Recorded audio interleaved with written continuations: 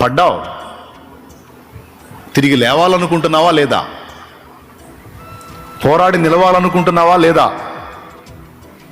లేకపోతే ఇష్టపూర్తిగా అందులోకి వెళ్తున్నావా?